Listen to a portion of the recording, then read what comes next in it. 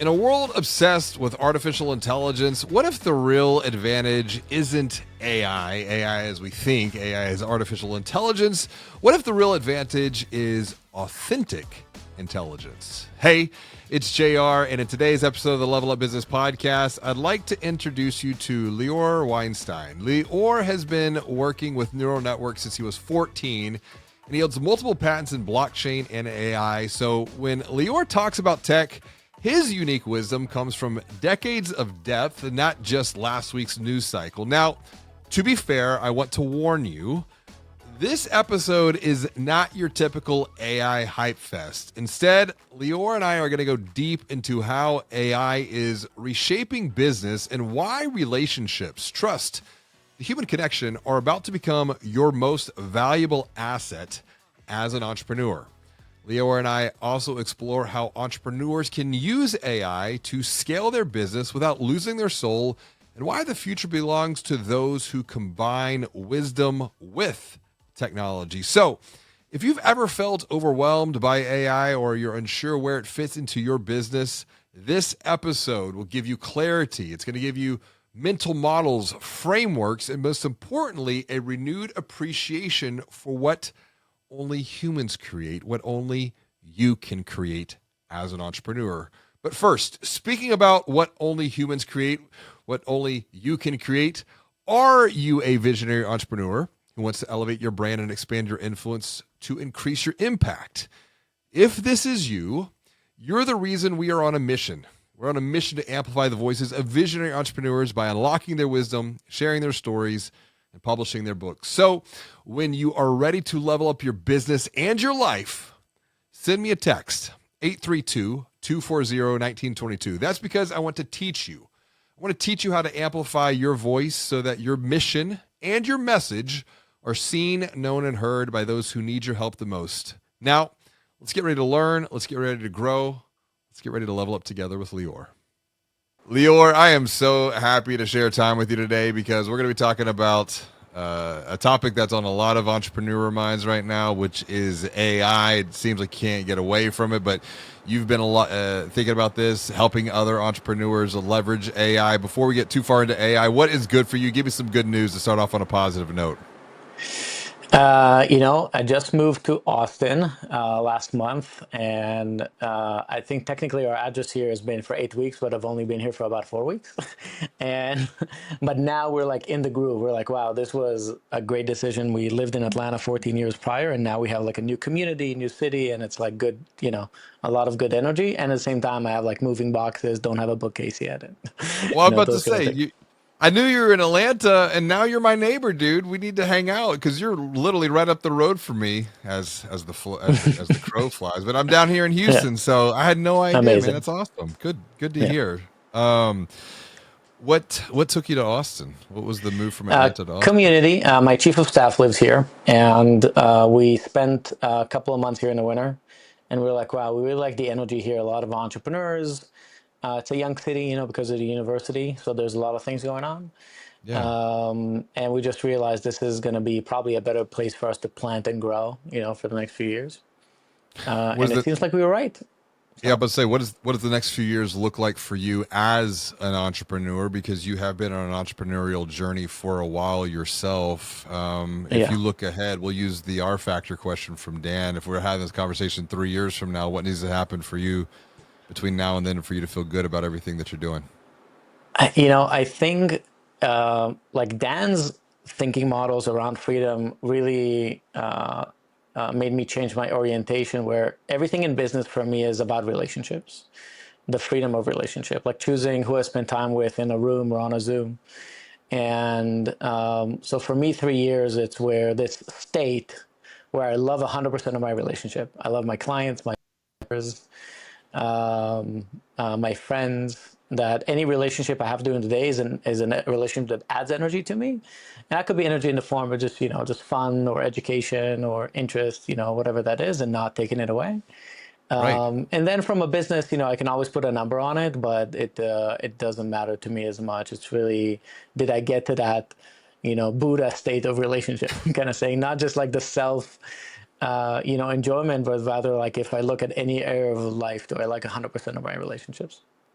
I appreciate that point of relationships. How important are relationships going to become for other entrepreneurs in the quote unquote the age of AI? Because I'm asking, it's something that I mean, I've shifted my entire business to be focused on unlocking and sharing the wisdom of entrepreneurs, but it's about relationships, it's about connections, it's about communities, it's about conversation. Where do you see relationships going in the age of AI? Because you have spent your a lot of your time in technology as an entrepreneur.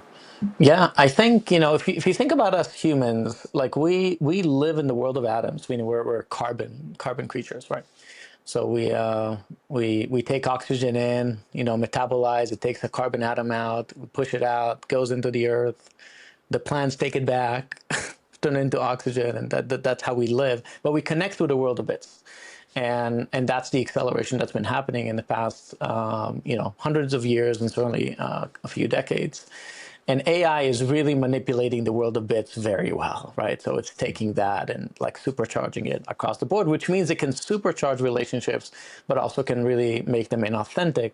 Now, you've had inauthentic and authentic relationship issues forever, right? Like it's not a new principal problem, but now people have access to it. They have access to creating deeper relationships and more shallow relationships on the same line. I think personal relationships and proximity and in-person relationships and deep relationships are going to be the differentiator for success and for happiness and for trust. Because in a world where you looked at different things like an event or a video or any kind of product, any kind of a production, part of that trust came from how complex or beautiful that product is, right? And now where capability is becoming a commodity, certainly in the digital space, like you can prompt entire products right now. You can prompt movies, right? And so as soon as capability is a commodity, then trust changes. And then your form of trust goes back to this ostensive view of like I can point into that person and have a real experience with them and connect. Like a lot of the when I give AI talks, I talk about my favorite part of the talk is towards the end, because at first I'm like, AI is amazing and here are all the things and this is what's happening and what you should pay attention to and da da da da da da da. But towards the end, I talk about the other AI, artificial intimacy, where people create a new form of intimacy that's not good, that's potentially not good. And I'm saying potentially because it's not, sometimes that's just what you need. You don't need a deep relationship to accomplish something, but if you want to accomplish a connection, you do need a deep relationship. And people abuse it. So I talk about, for example, about this like Doorman Fallacy as a mental model for people to understand. It's something I learned. I think Rory Sutherland is his name, but we can Google it real quick so I don't botch it. Very famous marketer, worked at Ogilvy for years, still works at Ogilvy. Mm-hmm. And he talks about this issue of, if you have a management consulting company, go into a hotel and they can look at the door and say, oh, let's change the doorman with automatic doors, because the automatic doors, it's a one-time install, one-time cost. They work 24/7. They're efficient. They only open when somebody comes. They close immediately as they leave, so it keeps the air conditioning. And we can save the salary of a doorman, because in their mind, the doorman has two activities, two responsibilities: opening the door and Open and closing the door. closed. Yeah. Yeah. But if you look at the deeper value of a doorman, right? So it creates a certain sense of security for people. It greets guests. So it's part of the hotel's, persona. It gives a certain prestige also to the place. It also hails taxis, for people. It helps them with their luggage. Like all these other things that if you don't recognize them as part of the value of the relationship with the customer, then you end up with this, oh, let's just change this with automatic doors. And I think a lot of people are applying that mental model into areas of their business where they shouldn't, right? So like Right. one of the first workshops I gave after ChatGPT came out is for a room of like about 100, 120, 8 and 9 figure revenue law firms, right? And this was very early on. This was, end of January, 2 months after ChatGPT came out, so 24. Yeah. And I'm explaining to them a lot of the problems in legal is like intake. Like, so if you're in personal injury, one of the more profitable areas of law, somebody calls you, you don't know if this is like a $200 broken foot, or is this a $20 million case, right? The only way to know is to answer the call Yeah.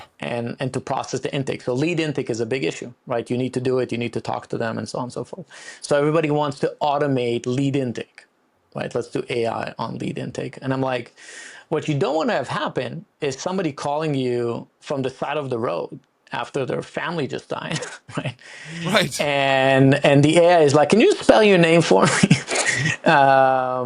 And take out all the humanity out of it, all the Yeah. relationship, all the intimacy, because you're trying to like push AI down their throat and lose the areas where it's just not worth the reputation, it's not worth the relationship. So I think relationship, understanding the fine tuning of relationship for your business, whatever that is.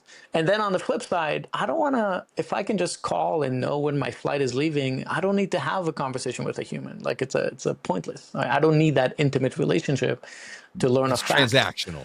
Yeah, pure transactional. So there is a lot of value in these technologies because now you can serve 24/7. You don't, if people are not awake, or if you can't like financially staff a call center 24/7, then now you can serve more customers in more languages. Like there's a lot of value in it, Mm. but understanding what areas of your business you cannot put the relationship at risk because of technology, as opposed to technology is enhancing your relationship, enhancing trust, and so on. So I think it's the main topic moving forward for entrepreneurs: understanding what is authentic relationship, what is intimate relationship, what is important relationship, and then what makes it important, Yeah. what makes it better. Is it sometimes a lot of people are going to right now in person, right? Going back to in person, not just Right. a COVID thing, but just that is the differentiator. Like be the same atoms in a room.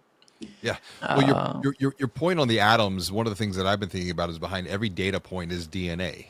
It's the human experience, and I like your doorman analogy because it evoked an emotion, like something I felt in my atomic body, in my carbon body. I felt it because my wife, before we got married, she said she had three dreams. One, she wanted to fly on the Concorde. Two, she wanted to stay at the Plaza Hotel. Three, she wanted to go to Bora Bora. And by the time that we got married, the Concorde was no longer flying. Out. Yeah.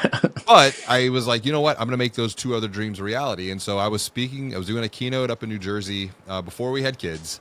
And she flew up there with me. And then we took a car out to Manhattan. And she thought we were staying like the Marriott. We had a gift card or something like that. And Yeah. all of a sudden we pull up to the plaza.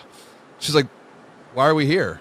And I was like, well, you always wanted to stay here. And it was the doorman who made the experience that much better. Not for her, but for me, because we got out of the car and he was like, welcome to the plaza, Mr. Lay. And I was like, how did he know my name?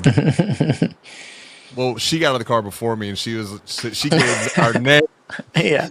But for the longest time, she kept it from me, thinking like they just knew who I was. But it That's a was it great. was it was the doorman who made the whole experience even that much better.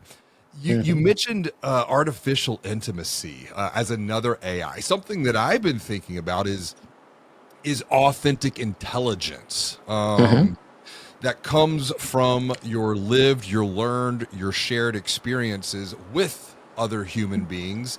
When you think about AI, and I appreciate the approach that we're taking here because it's different than other AI conversations I've had on the podcast, where do you see the biggest opportunities to deepen intimate relationships? And then what are the dangers as well for other entrepreneurs to be mindful of within their own businesses?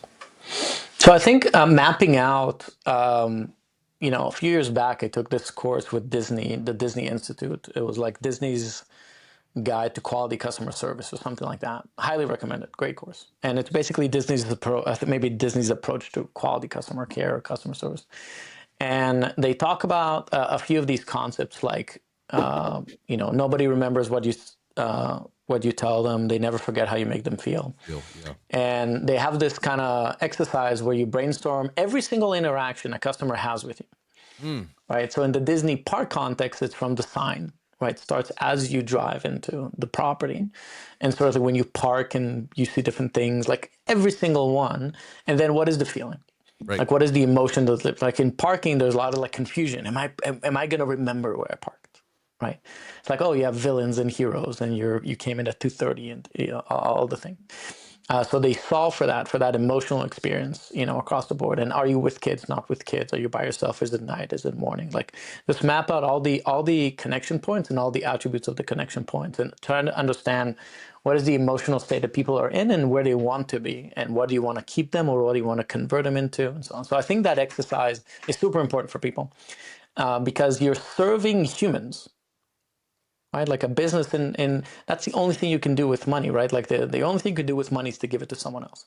That's, you're not going to clean your own house and move money from bank account A to bank account B, right? So the only utility of money is to give it to another human, which means when you make money, you did something for another person. It's a And value so exchange. it's a value exchange, and it's how you knew that a value was exchanged. And so doing that mapping and understanding all the interactions with your customers, and in those points, where can you take the risk? What is the risk of messing up, right? Mm-hmm. Like when somebody enters the store, it's the biggest risk, right? Because if the store smells, if people are not smiling, if everything is confusing, if you lost a customer, right? So the beginning is the most important, right? That's what we say in onboarding, most important. Yeah. First emails you're getting, first ads you're seeing, these are first impressions, are just like this heightened situation. So mapping those pathways, your interaction with your customers, through the lens of the emotional state, and then thinking about the risk of messing up and also what's the opportunity. Like, Mm. how can I make this emotion better, friendlier, feeling connected, feeling love, whatever frame you have for it. And then through that, understanding, well, how can I accomplish that? Yeah. Can I accomplish that with AI? Should I accomplish it with AI? If the risk is too big, is it worth the risk, of using it? And it's always, by the way, in the context of current technology. Like, now we're in late 2025, and you know, 4 months from now, there's going to be a new set of capabilities, and that Right. maybe change what can you say yes to AI and what can you not, or what should you not. So I think that, and then in person again is a big opportunity. Like in your business, what does it mean to add physical proximity to your clients? Mm. And maybe it's like one of my businesses right now. It's like this coaching environment. So we're doing like dinners wherever I am. So if I'm flying somewhere, hey, let's do a dinner, because we can invite people. So Right. out of a few hundred customers, maybe it's 5 or 10, right? But for those 5 or 10, suddenly the relationship is deeper. I tell you what, I'm going to hop in real fast there. I shout out to Jeffrey Kendall, who's the CEO over at Nimbus. He has done a great job of bringing these dinners together, and he facilitates what's called a Jeffersonian dinner.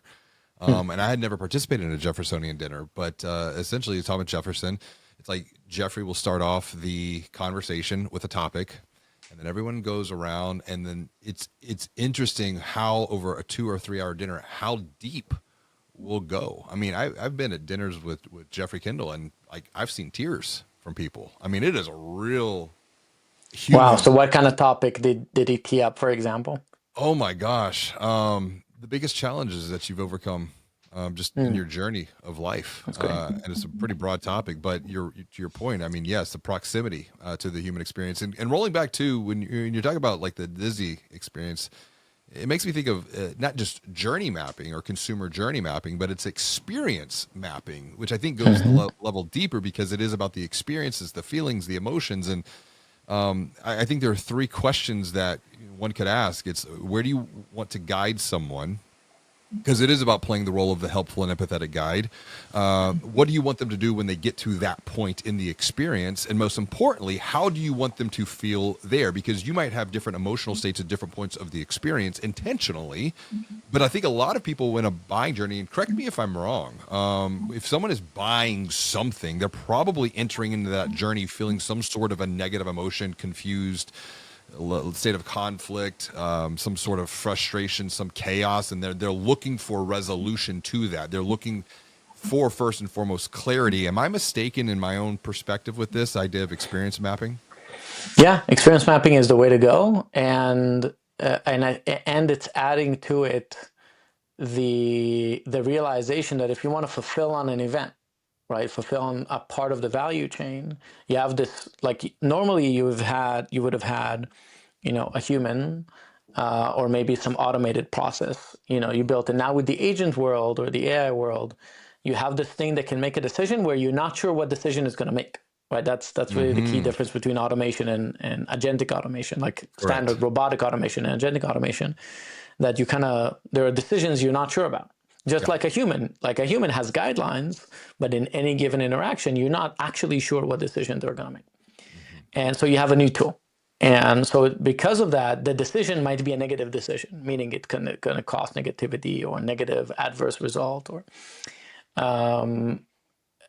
so yeah, it's experience mapping with the context of the fulfillment with this tool called a robot, right? Yes. Like an AI. You mentioned something as well, this idea of capability and the commoditization of capabilities, but also the speed at which new capabilities are coming online. Yeah. As a visionary entrepreneur yourself, how are you keeping ahead, staying in front of or moving alongside of all of these capability upgrades? Because I know that's where some other entrepreneurs can begin to feel overwhelmed and feel like they're falling behind, and I think it's a matter of perception.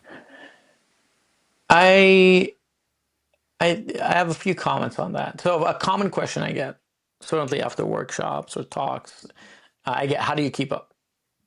You know, and I tell them, I'll just to frame, I kind of explain, it's like in 1995, you would ask me, how do I keep up with the internet? Uh, And we actually, you remember this, right? So we had these websites, these portals, right? These websites with lists, right? Directories and so on, which were nice when you had, GeoCities, whatever. Like you had like the internet was small. Netscape. And yeah, Netscape. And the list was like actually irrelevant Right. but it became irrelevant super quick. Yeah. So I think coming at it in terms of like, how do you keep, up to date through the top down approach of like, what's everything out there? How can I make sure I have exposure and taste and, touching whatever? I think it's fundamentally wrong because it's inherently irrelevant. Like it's in the FOMO is absolute. Like it's like there's no way not to miss out. Yeah. So I think the better way is the more principled way, the bottom up way, is to always look at it through the lens of a problem you're trying to solve. Right. So I try to give them these kind of prompts, these mental prompts, useful spotlights, I call them. Like if you had 10x of this activity, like activity could be emails or revenue or clients, exchange the word activity with whatever it is you're observing, would you break at the seams? And if the answer is yes, then you identified something analog, most likely, right? So for example, an easy one to understand, if you had, if you have 10,000 visitors to your website, and I tell you, if you had 100,000 visitors to your website, you'll be like, okay, not an issue. Why? Because it's not analog. It's a non-issue. It scales without you doing anything. But if you had 10,000 phone calls a month for your business and you had 100,000 phone calls, you're like, problem. Unless you're like this enterprise that figured out how to do that, right? Which was enterprises know how to do very well. And so it helps you understand there is the scale issue that is human bound. And now, does it mean you should look at it? Well, are you going to 10x your thing? Are you going to 10x your clients, your revenue, your emails? If not, then let's not look at it. So I think AI first right now is if you have kind of three horizons of AI, right? So like this first horizon is automation. And by definition, it's more low value work because you understand all the inputs and outputs and so on. Right. And that's where the first opportunity for most businesses are. So my advice is generally to look at cost first. So look at your P&L, order by most expensive to least expensive. Usually is going to be labor, right? Like salaries first, and try to look at that and say, can AI help? And once you just go down the pike, and the reason I recommend it also is because the technology does change so fast. So you might investigate something now and you might have an idea how AI is going to be relevant, but maybe from a business it's not the right timing. And 6 months from now, there's a whole new capability. And that's the time to actually attack it. So I think bottom up and looking at it through, here's my problem, and then I'm going to look at resources or experts if they know of an AI tool or an AI-based tool, whatever it is that can affect it, as opposed to just generally keep up. And I'm very well, up to date, and and the more I know, the less I know, kind of thing, right? So it's Correct. classic. So I'm not trying to be frustrated of not being aware of everything that exists. No, and I love the Socratic approach. It's like wisdom is I know nothing, and I'm okay with that. And to your point, the top down versus the bottom up. The biggest takeaway that I'm getting from all of this is everyone who's listening to this podcast or watching this podcast, it's time to be vanilla ice, because if there was a problem, I'll solve it. So take the problem first approach versus trying to take the top down. Lior, if someone is listening to this conversation, and I appreciate the wisdom, your unique wisdom, your authentic intelligence as you've shared today to help other entrepreneurs level up, what is the best way for them to reach out, connect with you, say hello, continue the conversation we started? Probably LinkedIn. I like LinkedIn. It's an easy way. It's an easy channel. Just like I like custom invite messages more than generic ones. So like say, hey, heard your podcast, or something like that. But I love helping. I've been in this space. I built my first neural network when I was 14. And I've had 5 patents on blockchain AI, for almost a decade ago. So like my thinking cycles on this are not 2 years old. Correct. And I love my favorite thing is to help people not to do something, like convince them that this is a waste of time. Yes. So if anything I said help anybody listening or watching clarify just something a little bit about their priorities, I'm game. If I can do that one-on-one, that's even better. Well, I know how important time is and relationships are to you, particularly when you're thinking about 3 years ahead. So I appreciate you investing time, and sharing relationship here today to help others. Absolutely. Thank you for having me. You got it, bud. Hey, it's JR. Before we wrap up, I have one more question for you. Are you a visionary entrepreneur who wants to elevate your brand and expand your influence to increase your impact?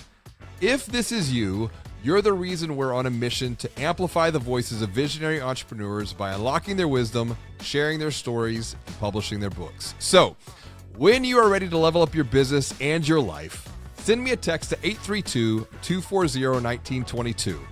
That's because I want to teach you to amplify your voice so that your mission and message are seen, known, and heard by those who need your help the most.